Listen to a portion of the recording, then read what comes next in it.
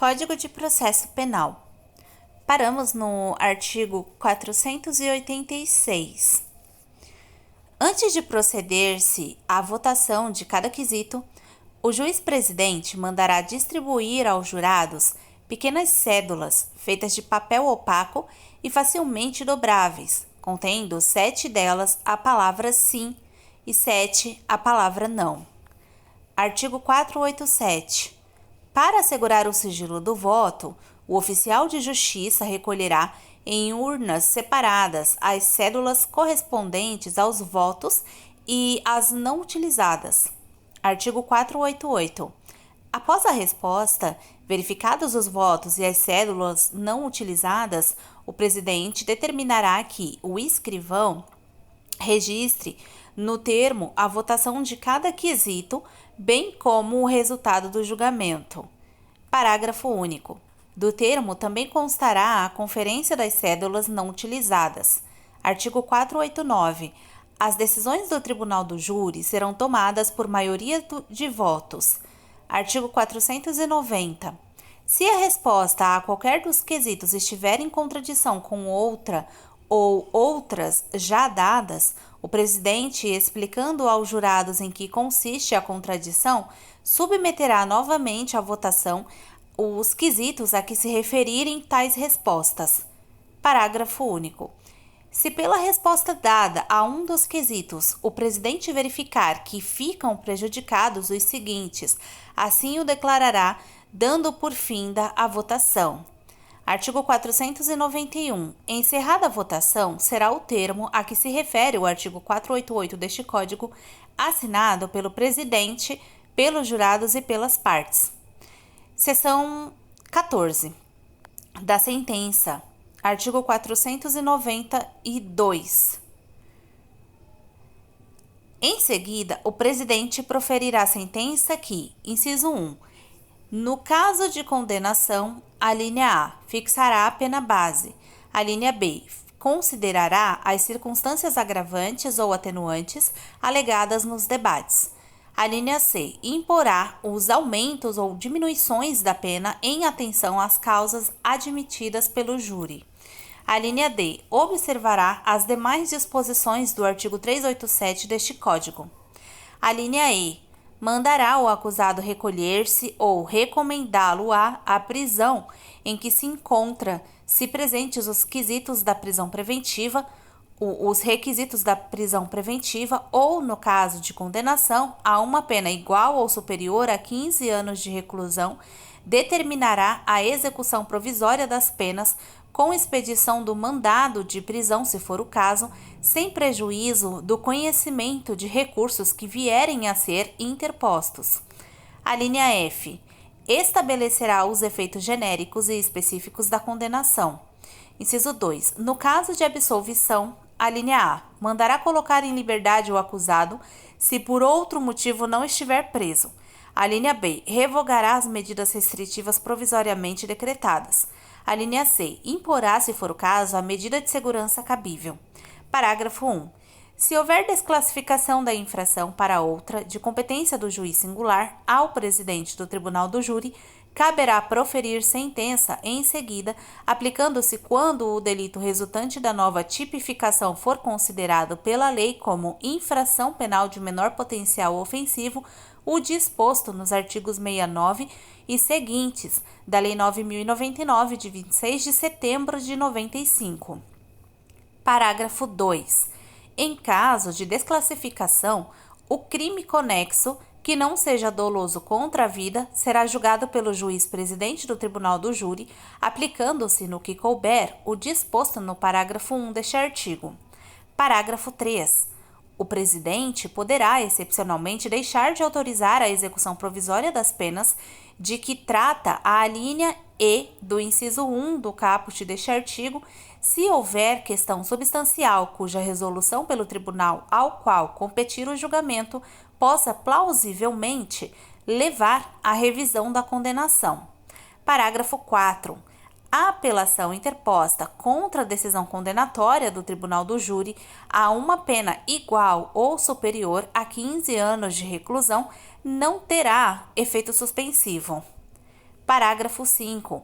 Excepcionalmente, poderá o tribunal atribuir efeito suspensivo à apelação de que trata o parágrafo 4 deste artigo, quando verificado cumulativamente que o recurso, inciso 1, não tem propósito meramente protelatório e, inciso 2, levanta questão substancial e que pode resultar em absolvição, anulação da sentença, novo julgamento ou redução da pena para patamar inferior a 15 anos de reclusão. Parágrafo 6.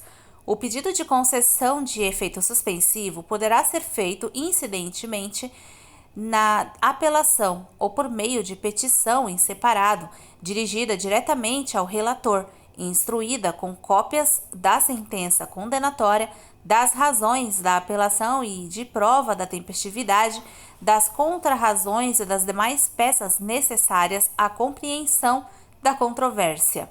Artigo 493. A sentença será lida em plenário pelo presidente antes de encerrada a sessão de instrução e julgamento. Seção 15. Da ata dos trabalhos. Artigo 494. De cada sessão de julgamento, o escrivão lavrará a ata assinada pelo presidente e pelas partes. Artigo 495. A ata descreverá fielmente todas as ocorrências, mencionando obrigatoriamente, inciso 1, a data e a hora da instalação dos trabalhos, inciso 2, o magistrado que presidiu a sessão e os jurados presentes, inciso 3, os jurados que deixaram de comparecer com escusa ou sem ela e as sanções aplicadas, inciso 4, o ofício ou requerimento de isenção ou dispensa, inciso 5, o sorteio dos jurados suplentes, inciso 6, o adiamento da sessão se houver ocorrido com a indicação do motivo. Inciso 7. A abertura da sessão e a presença do Ministério Público, do querelante e do assistente, se houver, e a do defensor do acusado. Inciso 8. O pregão e a sanção imposta no caso de não comparecimento. Inciso 9. As testemunhas dispensadas de depor. Inciso 10. O recolhimento das testemunhas a lugar de onde umas não pudessem ouvir o testemunho o depoimento das outras. Inciso 11. A verificação das cédulas pelo juiz presidente. Inciso 12. A formação do conselho de sentença com o registro dos nomes dos jurados sorteados e recusas. Inciso 13. O compromisso e o interrogatório com simples referência ao termo. Inciso 14. Os debates e as alegações das partes com os respectivos fundamentos. Inciso 15. Os incidentes. Inciso 16. O julgamento da causa. Inciso 17. A publicidade dos atos da instrução plenária, das diligências e da sentença. Artigo 496. A falta da ata sujeitará o responsável a sanções administrativa e penal.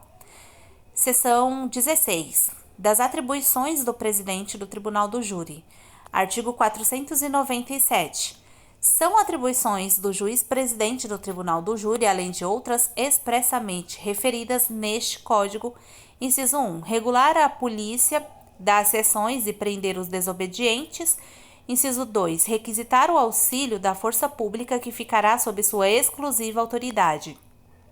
Inciso 3. Dirigir os debates intervindo em caso de abuso, excesso de linguagem ou mediante requerimento de uma das partes. Inciso 4. Resolver as questões incidentes que não dependam de pronunciamento do júri. Inciso 5. Nomear defensor do acusado quando considerá-lo indefeso, podendo, neste caso, dissolver o conselho e designar novo dia para o julgamento com a nomeação ou a constituição de novo defensor. Inciso 6. Mandar retirar da sala o acusado que dificultar a realização do julgamento, o qual prosseguirá sem a sua presença. Inciso 7. Suspender a sessão pelo tempo indispensável à realização das diligências requeridas ou entendidas necessárias, mantida a incomunicabilidade dos jurados. Inciso 8. Interromper a sessão por tempo razoável para proferir sentença e para repouso ou refeição dos jurados.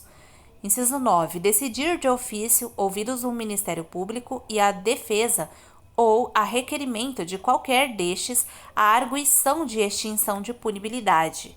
Inciso 10. resolver as questões de direito suscitadas no curso do julgamento. Inciso 11. Determinar de ofício ou a requerimento das partes ou de qualquer jurado as diligências destinadas a sanar nulidade ou a suprir falta que prejudique o esclarecimento da verdade. Inciso 12. Regulamentar durante os debates a intervenção de uma das partes quando a outra estiver com a palavra, podendo conceder até 3 minutos para cada a parte requerido, que serão acrescidos ao tempo desta última. Capítulo 3. Do processo e do julgamento dos crimes da competência do juiz singular. Artigo 498 foi revogado. O 499 também, o 500 também, 501, 502 também. E aqui a gente encerra esse bloquinho de processo penal do edital. E no próximo áudio a gente vai lá para o 792.